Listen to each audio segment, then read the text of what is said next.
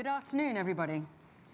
On behalf of Northeastern University and Chatham House, I'm delighted to welcome you all to today's event, Artificial Intelligence and the Public. We're going to start with a conversation with Joseph Aoun, President of Northeastern University, and learn a little more about a recent survey from Northeastern and Gallup on the public perception of AI and its impact in the UK and North America. Following that, we'll move into a panel with leaders across several key industries to discuss the implications of AI and strategies for the future. Please be aware that this event is on the record and will be live streamed. Those joining us via live stream are welcome to comment on Twitter using the hashtag #CHEvents. For everyone here with us in the room, please take a moment to silence your mobile phones. Thank you. We're in the throes of a digital and robotic revolution. Robots will one day be an extension of us and also our replacement. But fear it, resist it, or embrace it, AI is our future. It will change our lives in a myriad of fundamental ways. Today's conversation is about broadly assessing the impact of AI on the global economy and how higher education should evolve into the best possible training tool to meet the challenge of tomorrow. It's my great pleasure, therefore, to introduce Joseph E. Aoun, President of Northeastern University. President Aoun is a well-known higher education thought leader, a renowned scholar in linguistics, and an internationally respected voice on the value of global and experiential education. Under his leadership, Northeastern has globalized its signature co-op program, nearly quadrupled external research funding, and established a network of campuses with 6 locations in the US, Canada, and as of last fall, here in London. He's the author of numerous articles and books, including Robot Proof, available here, Higher Education in the Age of Artificial Intelligence, and it's an illuminating read. Please join me in welcoming President Joseph E. Aoun. Very nice to see you again. That's great. Thank you. So, President Aoun, obviously you are somebody who follows AI trends very closely. Do you still believe that AI will eliminate more jobs than it creates? Yes, for the foreseeable future, there are various projections, and you have seen them, you have read them, you have heard discussions about them, that we are projecting that up to 50% of the jobs we know are going to disappear in the next 20 years in the advanced economies. In the emerging economies, it will be up to 70% according to the WHO. Now, what the economists discuss is whether it's going to be 50 or 40, but it's going to be substantial. Also, there are new jobs being created as we speak, but the point is that we don't expect that the jobs that are going to be created in the short term are going to compensate for these losses. But let's go beyond that. Let's go one step further. And what is the implication for us as humans? What is the sweet point for humans? Clearly, we have to start thinking about human-machine interaction. Everybody's talking about, but also we have to start thinking about what we humans do that machines that cannot do and don't do at all, at least for the foreseeable future. By foreseeable future, I mean our lifetimes, maybe 60 years, 50 years. And essentially, if you look at it, that is the subject that is going to be central to society and central to higher education, because it's going to play a role in feeding this discussion. Mm-hmm. So I'll be happy to expand on that, Bella. So call me Joseph. I call you Bella, call me Joseph. It's a lot of presidents. Well, in Robot Proof, which I've just read, you talk about 21st you say that 21st century universities should, and I quote, liberate students from outdated career models to give them ownership of their futures. Can you maybe give us a bit of an idea of what that liberation might look like? Yeah, look, if you look at the framing that we just discussed, what is the mission of higher education? The mission of higher education is to help people become robot-proof. How do you help people become robot-proof? Becoming robot-proof is a journey. It's a lifelong journey. It starts by looking at what we do, what kind of learning we are dispensing. And the learning we're dispensing should be a learning based on what we call humanics.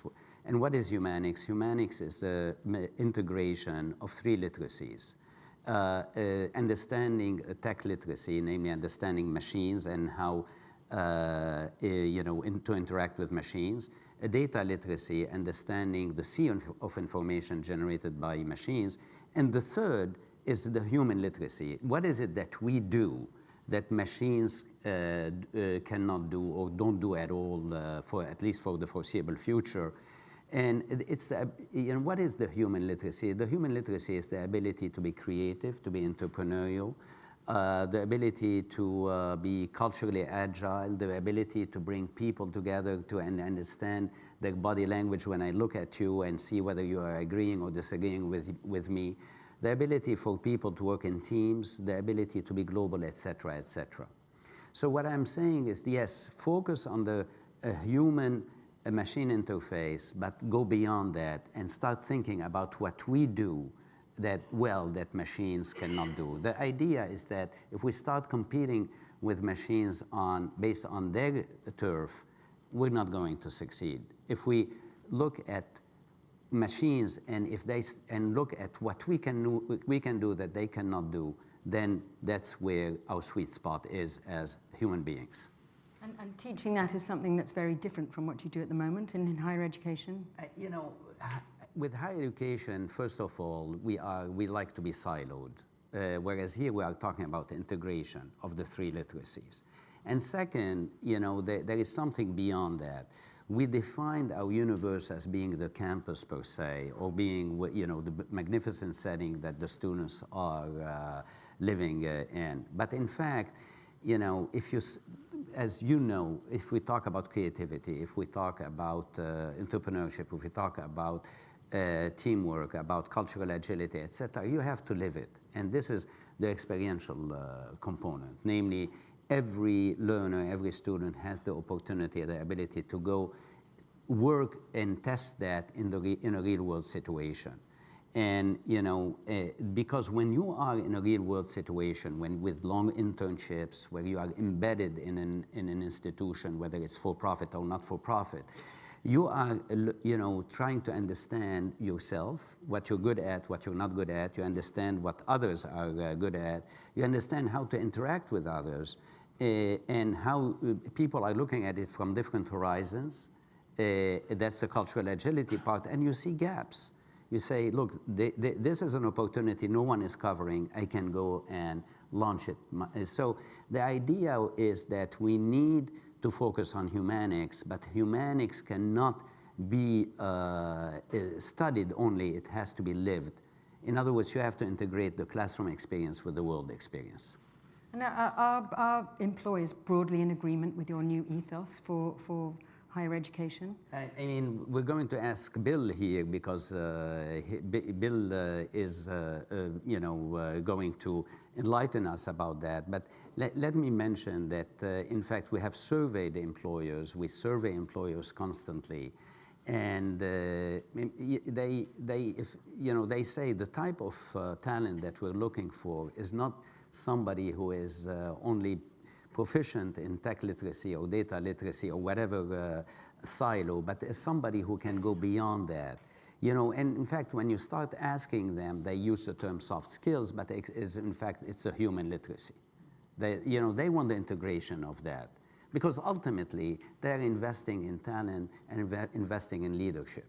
Somebody who is narrow in one field is not going to be able to lead and going to allow others also to flourish. Creativity and imagination are quite hard things to teach. They're quite hard things to actually get a handle on. Will you be changing the way that you teach creative subjects? I mean, the best way to teach creative subject is, first of all, to stumble, to fail. And that's the experiential component. You want people to be able, yes, they will understand the great creators of in our history or the current ones. But if you don't do it yourself, you're not going to move forward. And the best way to do it is when you are in an environment that is relatively safe as a student. So this is why we have to foster creativity in action, and there are many ways. The student runs accelerator, accelerators, new not-for-profits that are launching, for-profits that they'll be launching. But also creativity is not only in the new startups that you think about. You can be part of any organization, large, medium-sized, etc., and start thinking differently about it. That's entrepreneurship. Absolutely. Tell us, I know that you did a Gallup poll, and that was released yesterday and showed that most people in the US, UK, and Canada expect employers to provide skills training. Do you think that's the optimum place for today's workers and learners to access, or do you think this has to begin and end at universities? Look, we're all becoming obsolete. My colleagues, and Bill especially, is going to discuss that. We're all becoming obsolete. We all need to retrain, to re-educate ourselves, to reskill ourselves, reinvent ourselves. And then what's interesting is, who is going to provide it? And this is where the attitudes, the Northeastern Gallup survey of UK citizens, US citizens, and the Canadian citizens is very illuminating because it shows commonality. People want to lifelong learning, but people are looking at different providers.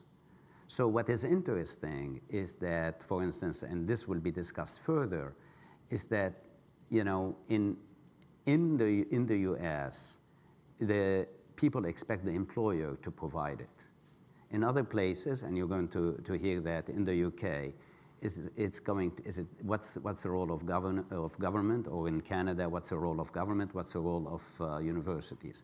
What's interesting from this perspective is that this is worrisome if you look at it, because the employers are providing less and less lifelong learning in the US. Why? Because the average tenure of an employee is less than 5 years. In Silicon Valley, it's 2 years. And they say, why should I invest in an employee if the employee is not staying?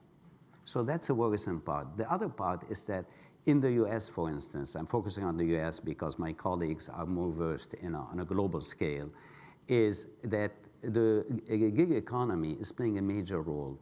A third of people who are employed through a gig economy perspective. So they don't have employers.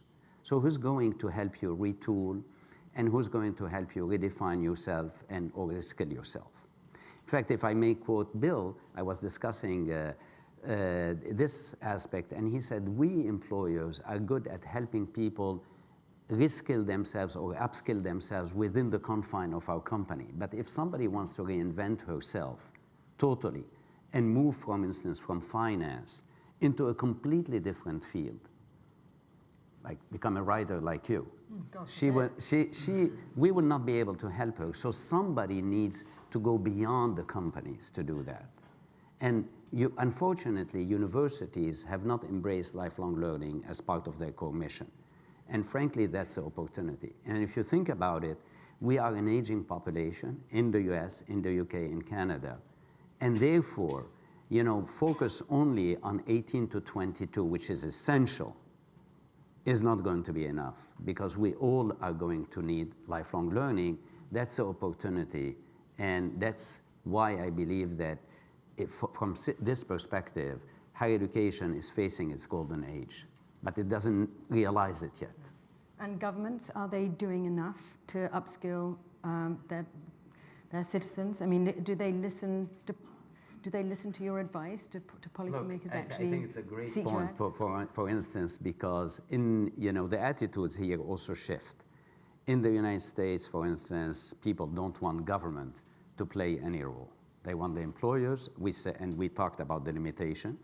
In the UK, it's different. There is more of an acceptance of the employer, and in Canada too. But let's go on a global scale, go beyond that. If you look at the intervention of governments throughout the world, for instance, in Singapore, there is a notion of lifelong learning account that every citizen has. This is something that hasn't been tested in the 3 countries. The Scandinavian countries have that. Canada, in some pockets, is working on this. But that's one of the aspects of intervention that Singapore and some Scandinavian countries are saying we as government can play a role there.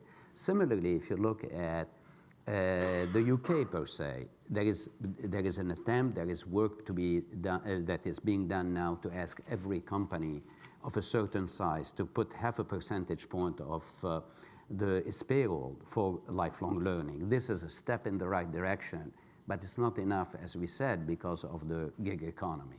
So that's, we are in a transition here. People are waking up and saying, AI is going to affect us all, but the answers are not there, are not uniform. And frankly, and the panelists are going to discuss that, is how can we build a human-centered AI? Not only from an ethics perspective, but also from a governance perspective and other perspectives that they will discuss and will be happy to elaborate. I have so many more questions, but I'm going to leave you in the hands of the panel. Thank you. Thank you.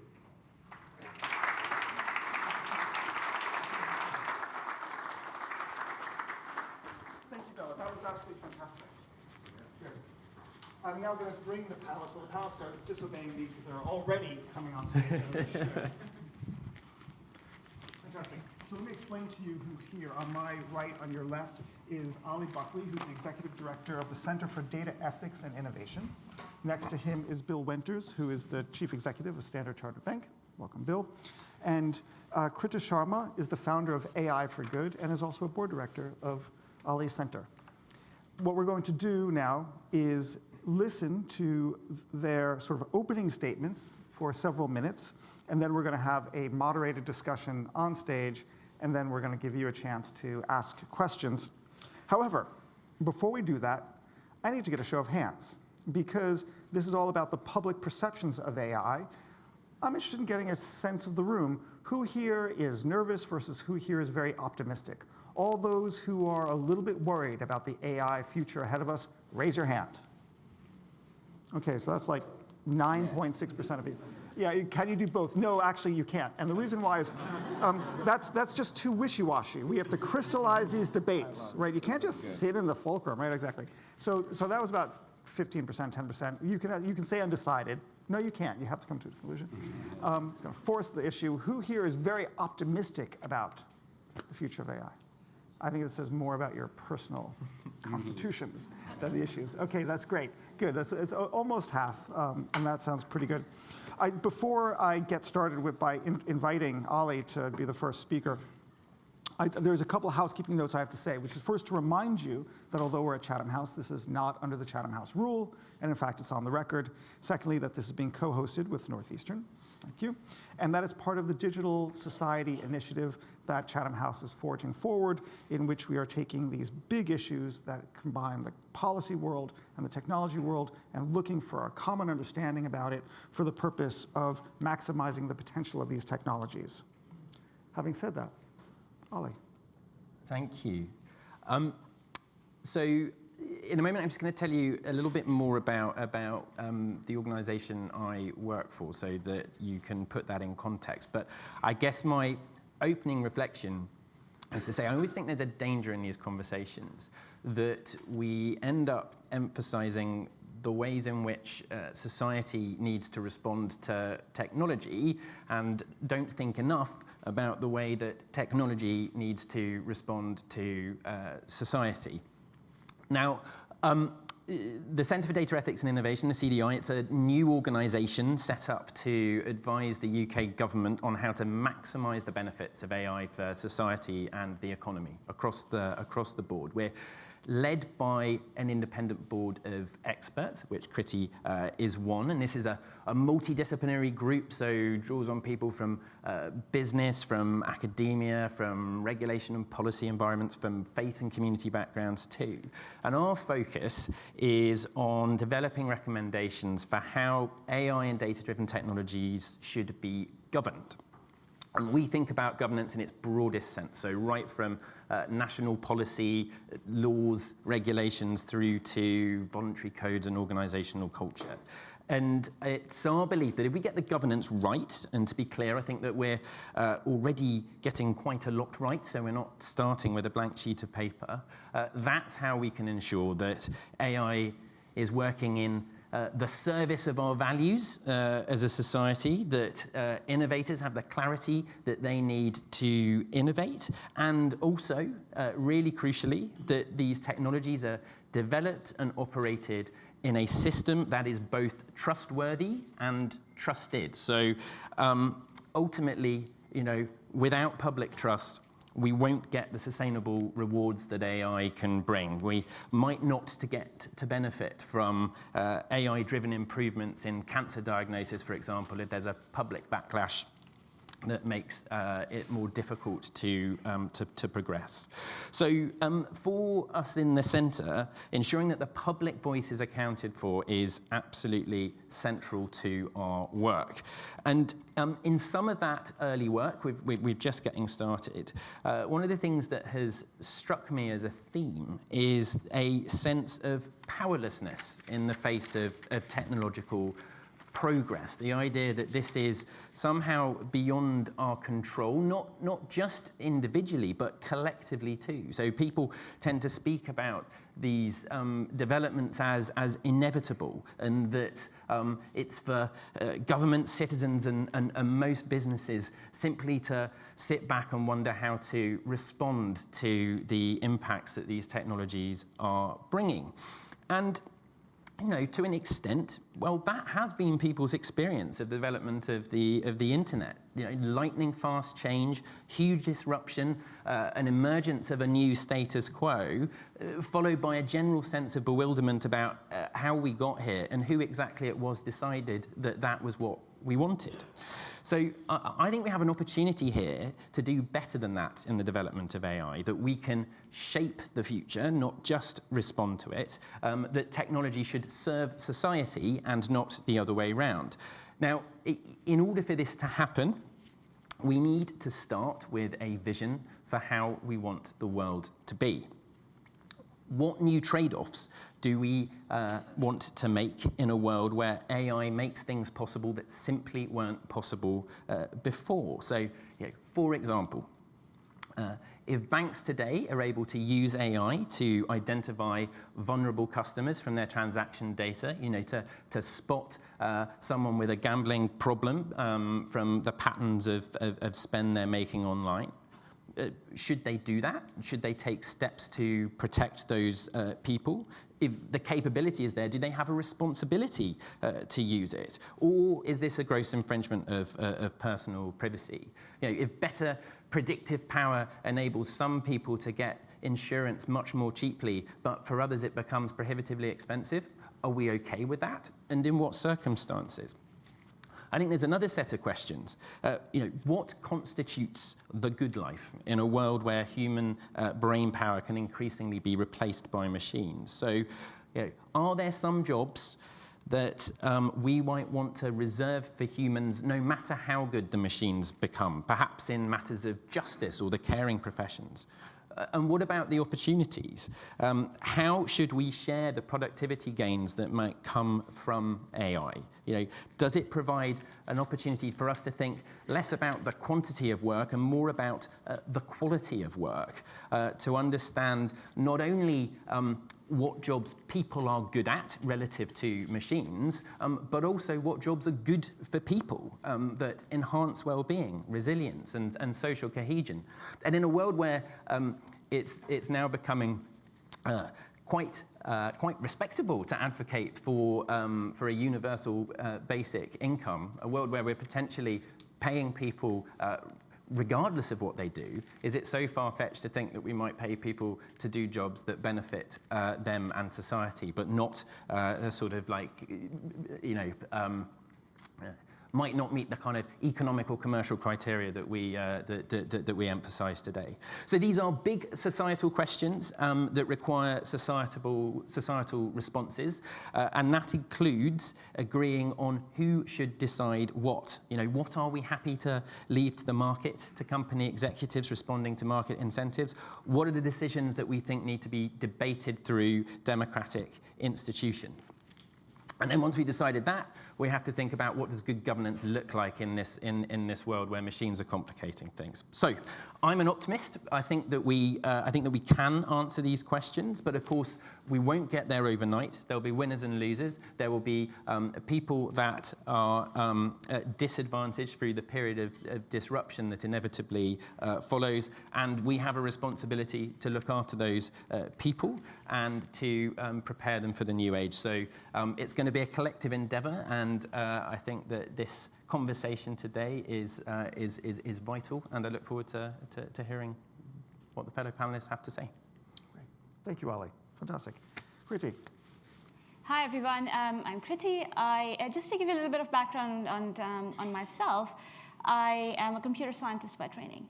And there were moments in my career, in my life, where I had access to hundreds of millions of transactions and profiles and data of users of people for my research and for my work. And I went through that without ever having to think of the word ethics. And so for me, living in a world in London where we have a data ethics or AI ethics event every week that usually Ollie, Ken, and I, and 10 of our peers are on all the time, it's positive, and it has some challenges as well. First, positive that this is becoming more mainstream as an issue, and how we create AI. What are the design patterns? What do we use it for? But the challenge is, I think we are doing a bit too much talking, and we need to translate this into action faster and sooner. And this is where most of my effort at the moment is focused on. The way I look at the challenges of AI is, first thing, who creates this technology? And I genuinely believe that the future of our society should not be designed just by geeks like myself. And this is why I proactively bring together people from different perspectives who challenge us, who ask questions. A big call to action is you're all very powerful people making influential decisions in your organizations. If you look at the structure of your teams, not just gender or race or background, but what skills do they have? One of the most hottest jobs right now in the field of AI is not necessarily a data scientist. It's anthropologists or conversation designers, people who can understand the interface of humans and machines and how to build that trust and that network. And those are the skills that we're really struggling to hire. I've hired over the last 5 years at least anywhere between 70 to 100 data scientists of all kinds. And often the challenge is you'll find certain skills and not the others. You'll get great people who do incredible maths and computing, but not necessarily understand the human process. And so following human-centric design principles, or even some of the approaches that the European Commission are recommending, like a human rights-driven approach to AI. When we build these systems, think about the person. So bringing together a diverse group of people and taking a human rights and human-centric design-based approach is absolutely going to translate the fear and the positive balance or imbalance we saw this morning into more optimism for sure. The other area I spend a lot of my time on these days is what we use it for. So we hear a lot about AI and its potential and various applications. But in reality, in the business world, a lot of applications of AI today in production are limited to making people click more ads or recommending more products to buy online or financial systems. Some of the projects that I've worked on using AI to make decisions on who gets access to a product or not, and making you spend more time on your screens. And I think as society, we can do better than that. We should be investing more in tackling some of the most difficult challenges that society is facing today. So a lot of the projects that I'm working on at the moment is creating a network of data scientists, of people who care about social challenges, bringing them together to address issues in healthcare, in women's rights, in climate change. And there was a comment made in the previous session with yourself, just around how much time do employees spend in these companies today, and how do we train them? In a big way, especially in data and AI, is to bring experiences from different fields. So if you have colleagues, if you're cultivating this talent, give them a bit of time to also work on AI projects in something completely different, and they'll bring a very different and more interesting perspective back into this world. And lastly, I just pause before we go into more comments, is think beyond your role today. And that's something I've had to work quite hard on. My ideal path will be just immerse myself in AI applications and work with data all day.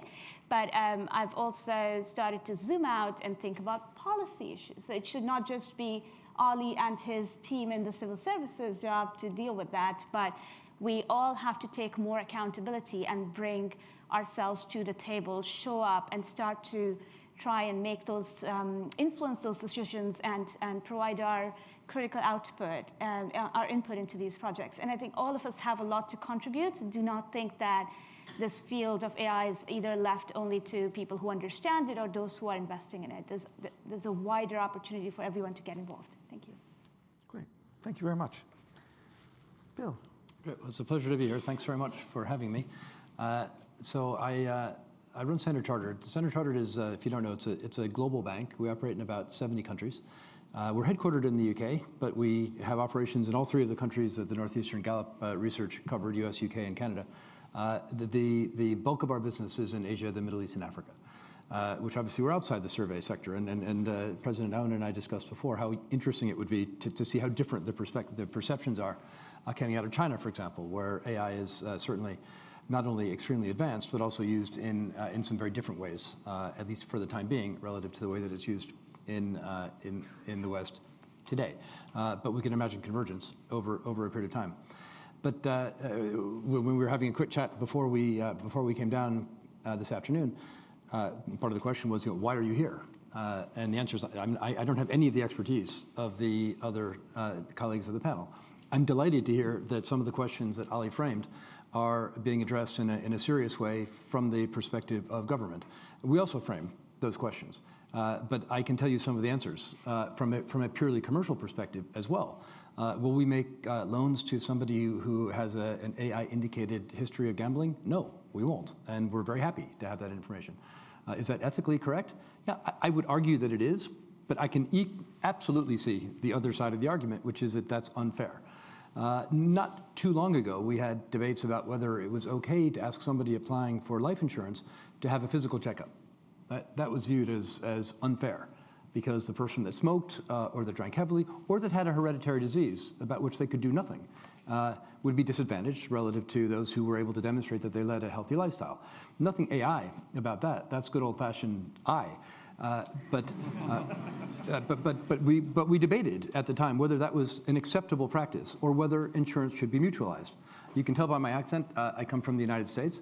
I've spent half my life, the second half of my life to date, here, and quite interesting perception differences that President Aoun called out between the US and the UK as it relates to AI.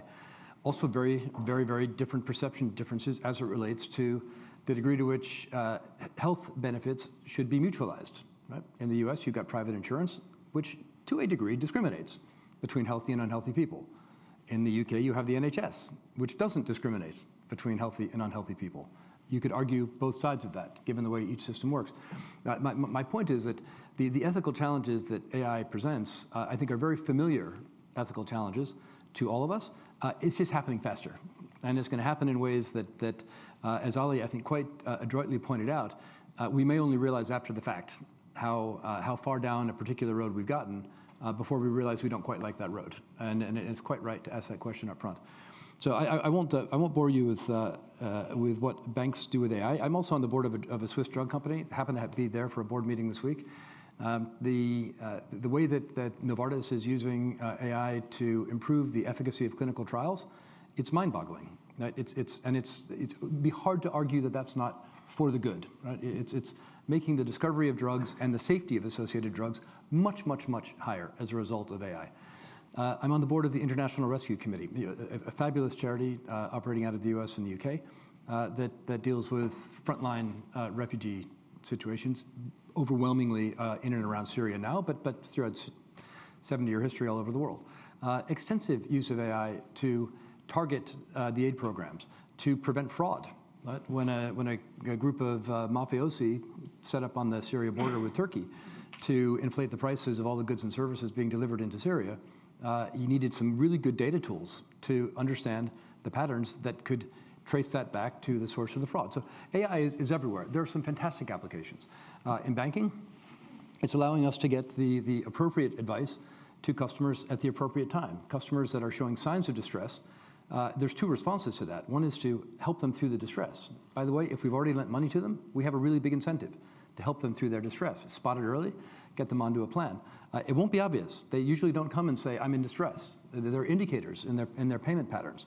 There are obvious indicators. In the old world, it would be if the salary stopped coming into the deposit account. That was an indicator that distress was likely to come. There's many more sophisticated tools that we can use today. But we also use it for marketing, and we also use it for differentiating between one and another. We use it for credit decision making. Will this insinuate itself into every aspect of our financial lives? Absolutely. Should it be checked, or at least should we understand how it's being used? Absolutely, hence the debate. So I'll stop here and let the discussion take itself where it goes. Absolutely, that's great. How interesting. Let me start here. To hear all of the four speakers discuss AI and how it's going to change society, I'm both thrilled by the promise, but I'm nervous that it seems a lot to get one's mind around. And it's going to be about, well, first, what is the role of humans? And secondly, how will humans work with AI to see that we have our values? And when I look outside rooms like this into the wider world, I'm not quite so certain all people are going to be able to make that leap into working with sort of the cognitive plasticity with the machine. And I think society is going to cleave into two parts: the people who work with AI and the people who are off the grid, are sort of victims of AI, or AI is done to them, and they're going to be simply taking their soma, like in Brave New World, while the alphas and the betas do all the work. That's a question. I guess that would be very consistent with the technological change through human history. That there's at every juncture, and we know the stories going back to shifting from being hunter-gatherers to farmers, and through the Industrial Revolution, et cetera, that people have been displaced. And I think the statistics that Joseph mentioned are very familiar to all of us, and very scary, because it's a higher proportion happening over a shorter period of time. So the societal challenges will be enormous. But if I may, with respect, Ken, to your point, you cannot predetermine who can redefine herself and who can flourish. So what we do is to provide opportunities. Our systems should be based on the idea that we are providing equality of opportunities, not necessarily equality of outcomes. But if we don't provide equality of opportunities, namely if we don't provide specifically opportunities for people to redefine themselves, to reskill themselves, to upskill themselves, then we are in trouble. So the UBI, Universal Basic Income, it is not going to be a panacea, because you have to provide the opportunity for people to be able to say, I am going to move in a different direction, and what kind of support is society going to provide me to allow me to do that, whether it's, and we talked about what Singapore has been doing and others. But your point is well taken. We know that some people will not be able to do it, but we cannot predetermine who or not. Let the system provide opportunities and give incentives for people to do it. And we know by definition that not everybody is going to be able to do it. But at least if we don't provide those opportunities, we're all doomed. So I was just going to add, yes, those opportunities are very important, but how do we make it easy for everyone to think that this is for them too? Even if you look at within the field of computer science or data sciences, about 10 years ago, you needed to do, even 5, you had to do a lot of low-level coding to be able to get to the answers that you need. And now we are at a point where AI is even starting to write its own code. So even my job will be automated, right? It's not necessarily just following a certain path that you go do these degrees and study these courses, and that's the outcome. But it's available to a lot more people. The threshold is reducing massively. And I think it's more of a marketing and positioning and perception challenge at the moment than anything else. I'll give you an example. One of the most prominent ways where people are reskilling themselves in data science or machine learning is online courses like Coursera, so MOOC, those kind of platforms. It's fascinating, fantastic. Millions of people have graduated from those programs as data scientists or beginner-level data scientists. If you look at who these data scientists are and where they came from, a big chunk of them were software engineers who are upgrading to data science. And this is where a big positioning and marketing and perception barrier is. If we could start to bring in more examples of people who have come from different domains and are starting to maybe create AI, or in some cases applying AI to some of those use cases you were describing earlier, Bill, that would be great progress. So let me, go ahead, Rami. So I was just going to build on Kriti's point. You know, these tools also offer the opportunity to make more effective learning opportunities than we have been able to date, to understand much better than we do now the modalities of adult learning versus learning for young people.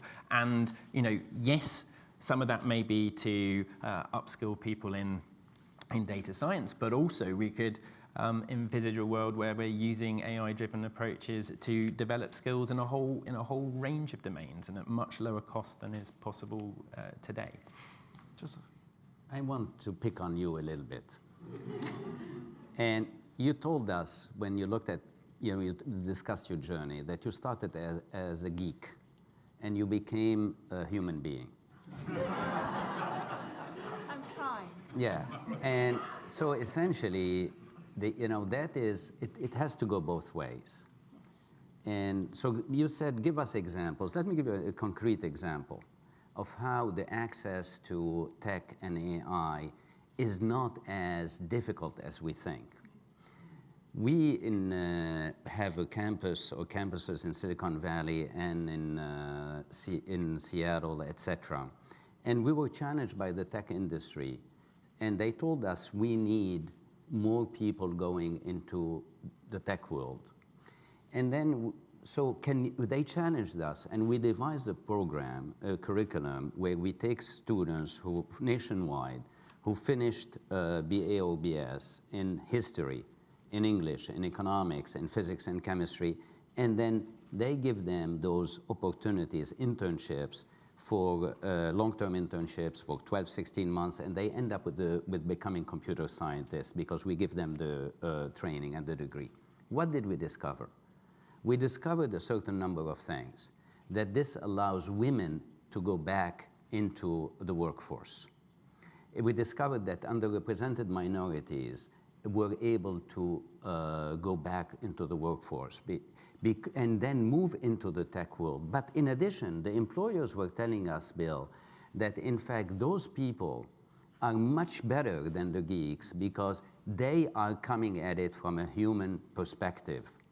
So essentially, I don't believe that the Coursera's are going to be the solution.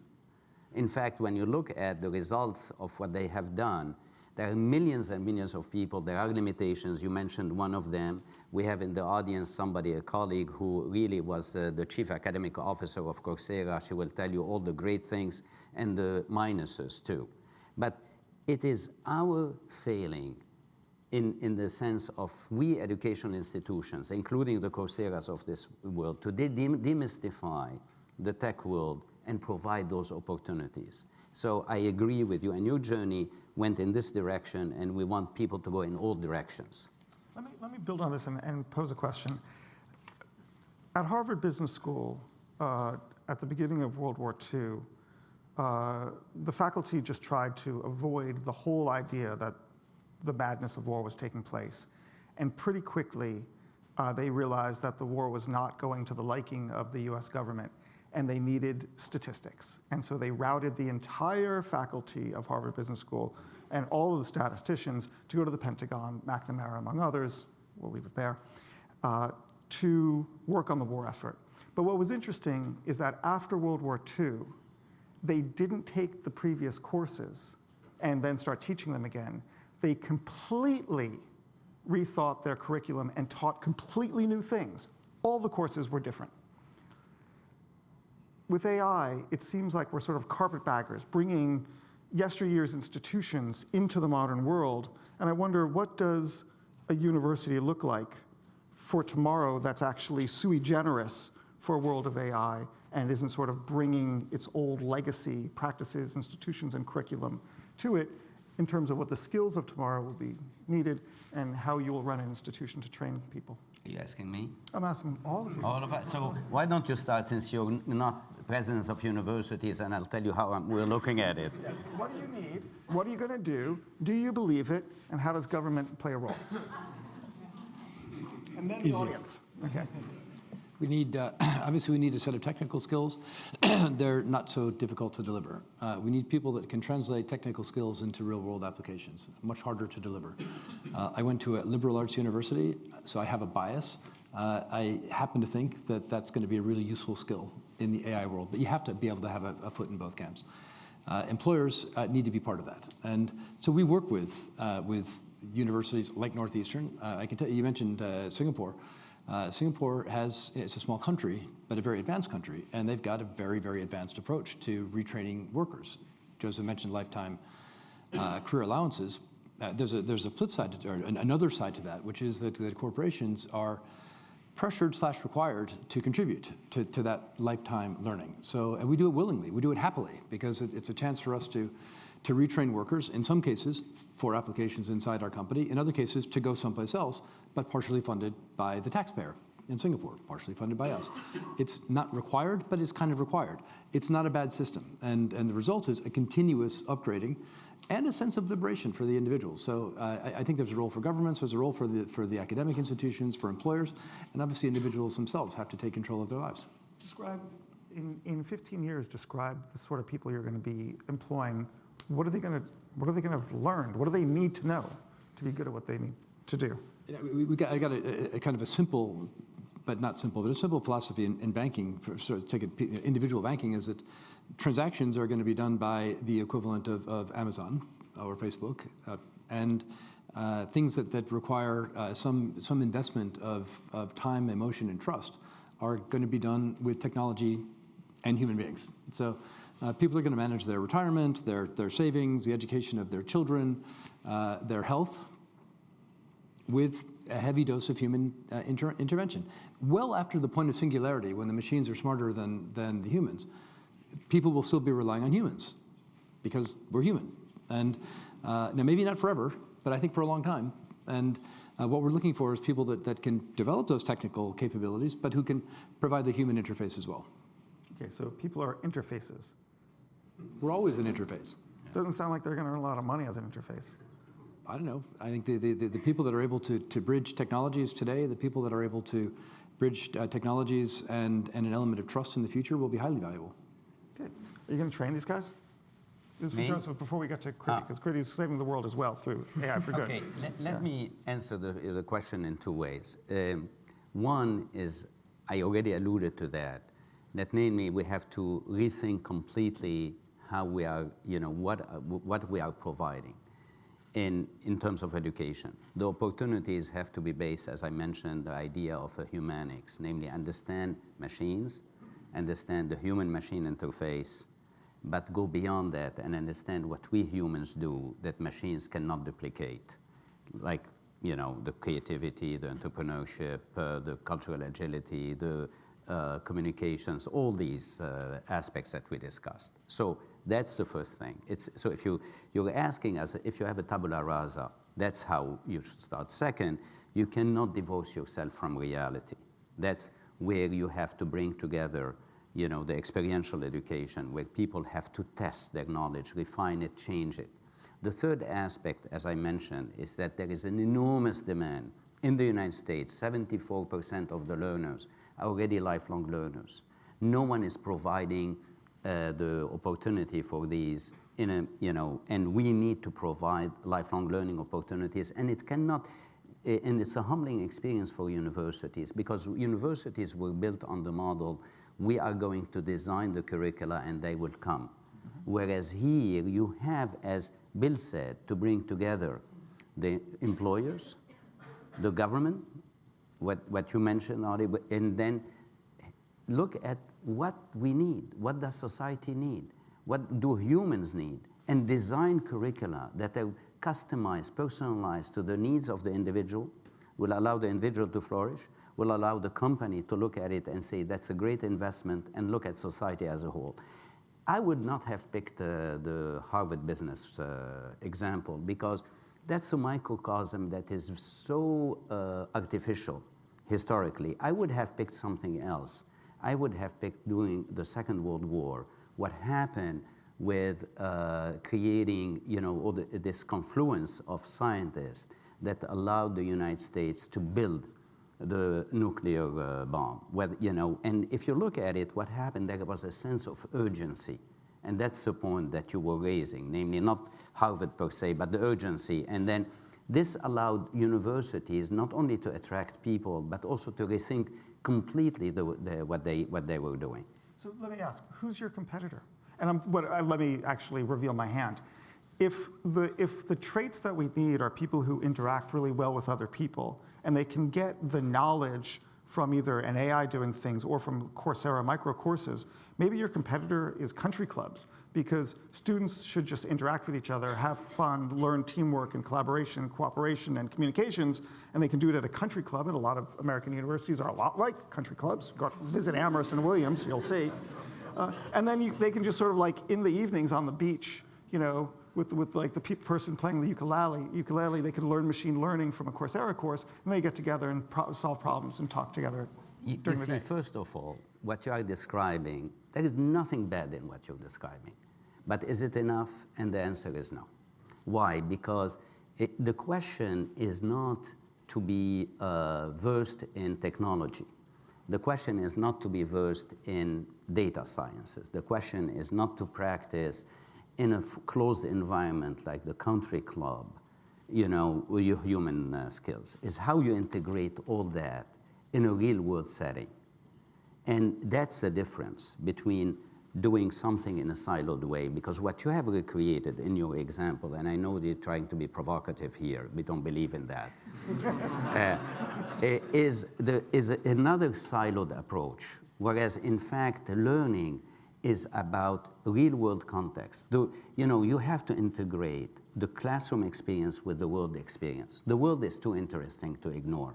So if I put somebody in a country club experience, she is going to remain in this country club and doesn't understand the world, doesn't understand inequalities being created, doesn't understand the differences that globalization is creating, etc. That's the beauty of bringing all this together. And what you are describing is the fact that higher education has mostly been built on a country club model, and it's time now to change it. So our competitors are ourselves. Okay, I'm gonna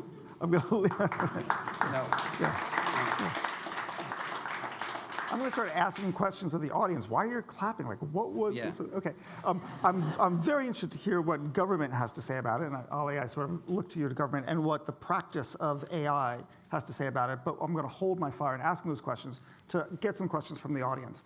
So what I think I'll do, I'm sure everyone has lots of things to say and lots of things to contribute. It doesn't have to be a question. It can be a comment as well. Make it as concise as possible. We'll get several views from the room, and we'll bring it back to the panelists. So I see a hand here, one there, and one there. Why don't we start here, please? Thank you.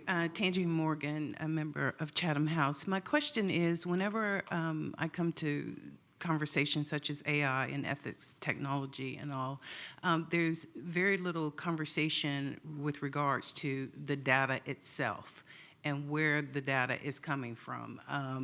Because as you all know, the data sets are what goes into the algos, whatever methodology you use.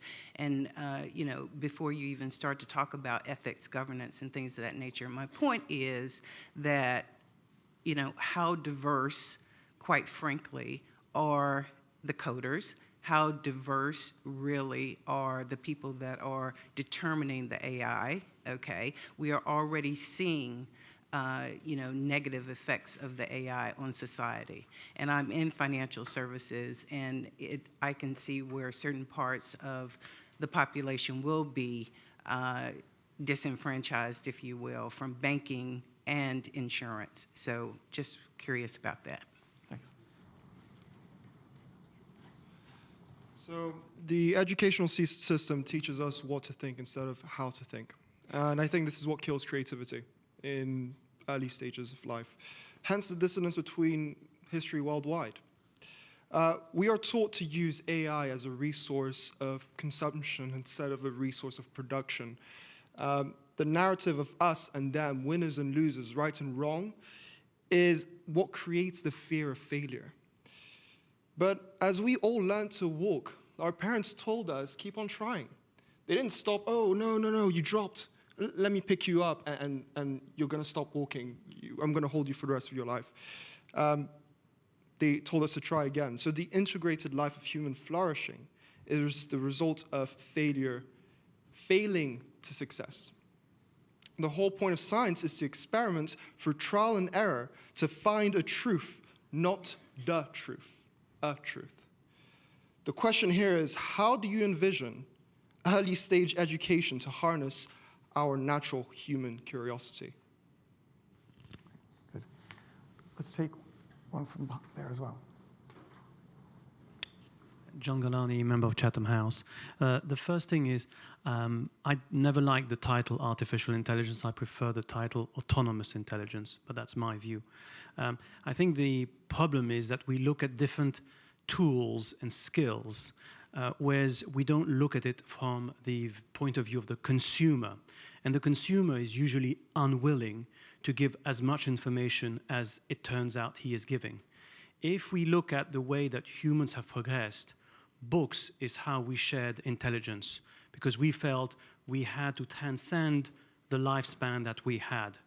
Now, that intelligence is not being transferred willingly from a person to the mass, to humanity. It's being transferred in the eyes of many unwillingly. Second, most people believe that this transfer of knowledge and sifting through that information is getting us towards a minority report type situation, where the predictive ability, as you mentioned, is so powerful that it has the reverse effect. And in banking and finance, you, for example, have the derivatives industry that is not based on a real product that starts driving the physical side of whether commodities or FX or anything. So I think these are the real problems that we are facing and we might not be addressing. Thank you. What I'm going to do, because we're going to be, I can see where we're going to run out of time if we go back and forth, is we're going to take more questions from the audience, and then I'm going to try to make a list and hear the summations from people here. So there's a woman here. Yeah.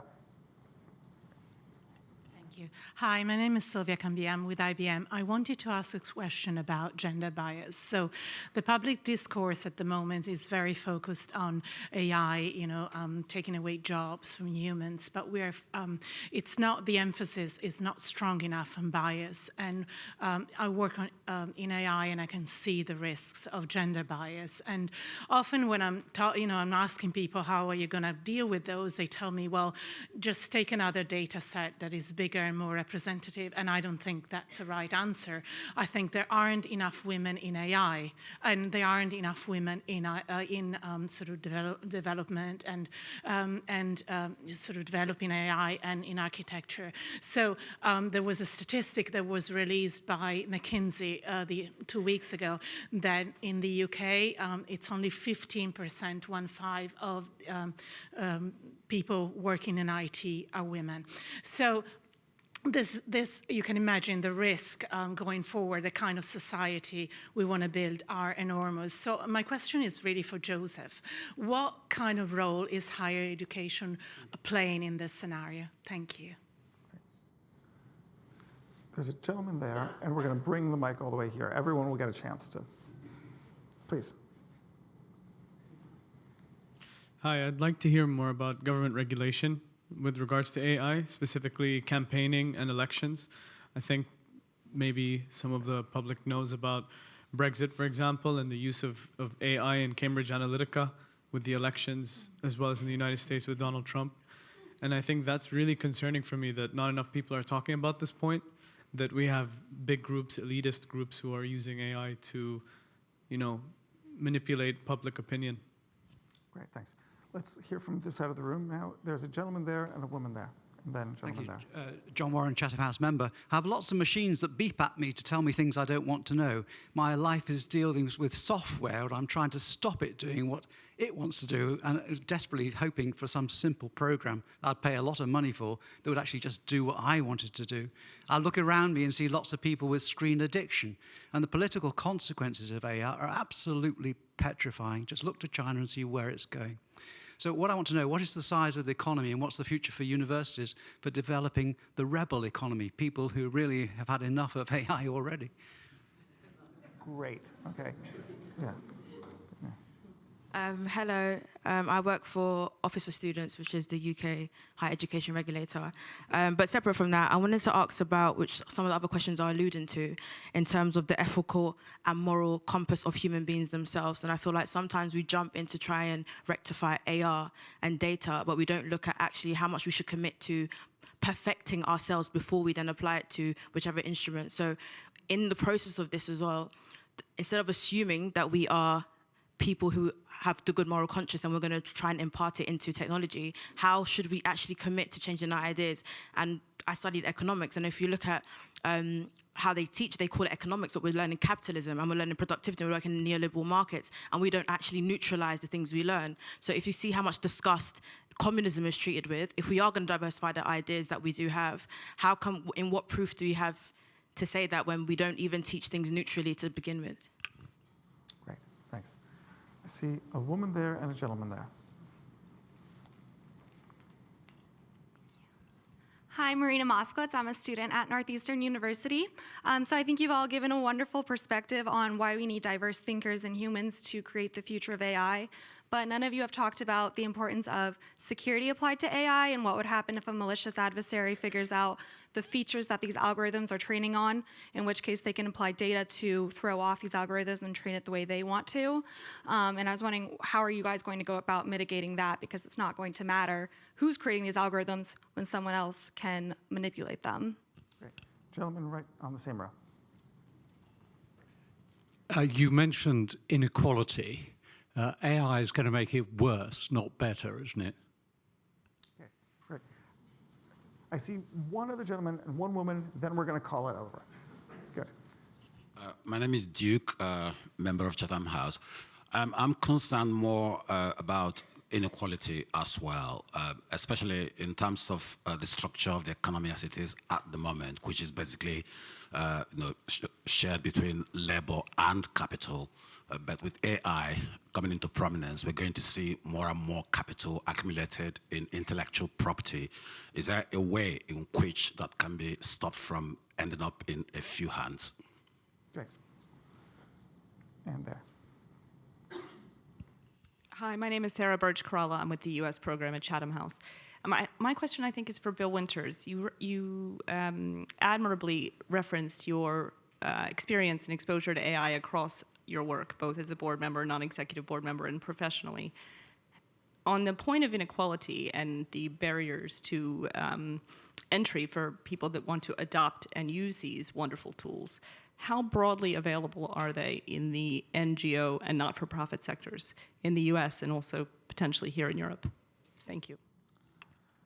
Okay, this is a cornucopia of questions, and we're not going to have time to answer them all unless we go to 3 o'clock, but we do have to end at 2. So what I'm going to do is invite the panelists who can probably suss out the questions that are most prone to them, Joseph and Bill, Kriti, and Ali. Why don't we start, Bill, with you. I'll set an order, then Joseph, then Kriti, then Ali. A few of the questions were about bias, and it's an extremely well understood risk, not a well understood prescription for change. And of course, I'm not the expert, but I'll make an observation about the way in my professional life, the business approach to environmental, sustainable, social development goals has evolved. And the gist of it was, 20 years ago, nobody paid attention to any of it, and bad things happened. There were people that were educating us, there were people that were advocating for different things, but it took a while before there was an accumulation of of focus to get companies to actually change the way that they approached ESG matters. But we have, and some will say not enough, but I can tell you that the change is dramatic. I mean, my bank, which operates in emerging markets, is the leading sustainable finance bank in the global markets, right? That's what we do. We do that because we've identified some ways to do that commercially, but because we were incentivized by our own colleagues, right? I mean, we can't get great young people to work for us or some old people to work for us if we're not socially responsible. Our clients won't deal with us, our regulators aren't happy with us, our shareholders won't buy our stock. So we changed our utility function from make more money to make more money responsibly. We need to change further our utility function to be make more money socially responsibly, but with due care to the bias that will be embedded, not could be, will be embedded into our systems if we don't take steps to do that, because we all know that the algorithms can be adjusted to identify different social outcomes. And they will be adjusted to identify and pursue different social outcomes, exactly as has happened with ESG. But let's just, so I think that the usefulness of this kind of forum is to educate, to inform, to start to embed into the psyche of the organizations, and then mitigate at least the worst of the effects of bias, and ideally go the opposite way and actually use these tools to eliminate bias. Can I ask you, because we are running against time, to choose just one that you think is the last. I'm going to focus on your question and actually integrate your question. I'm going to say very briefly, if the input is biased, the output will be biased. If the input is not diverse, the output will not be diverse. Therefore, what is our responsibility? Our responsibility is, as I mentioned, to build with the various players in society, from government to industry to universities, programs that will allow the diversity to be back. And I mentioned to you an example where we worked with the tech industry in order to bring people who were not in tech to move into tech. I gave you this specific example. We're also working with IBM on bringing these badges that you have, the 5,000, precisely along these lines. So, as I mentioned, those programs allowed women and underrepresented minorities to move into the tech world.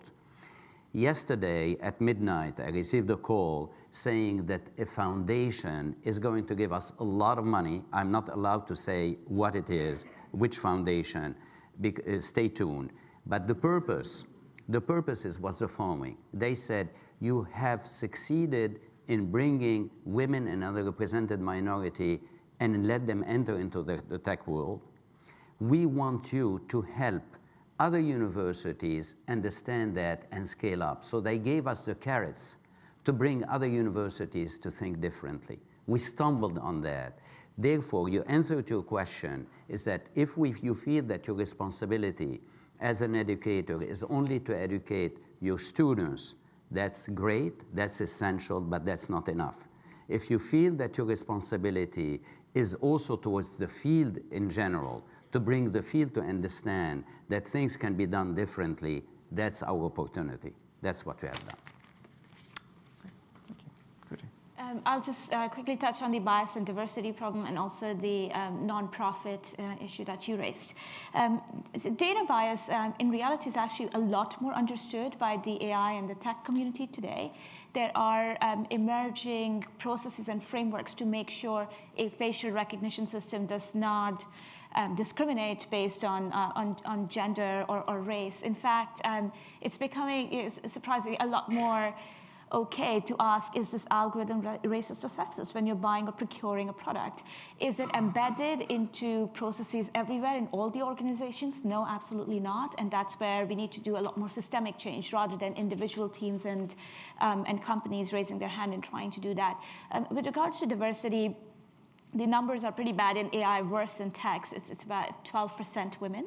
But having said that, there are a lot more new roles that are opening up in the field of AI, which are at the interface of humans, design, and machines. And that's where there's a big opportunity that we really need to build on and invest more on, whether it's at government level, university, or businesses.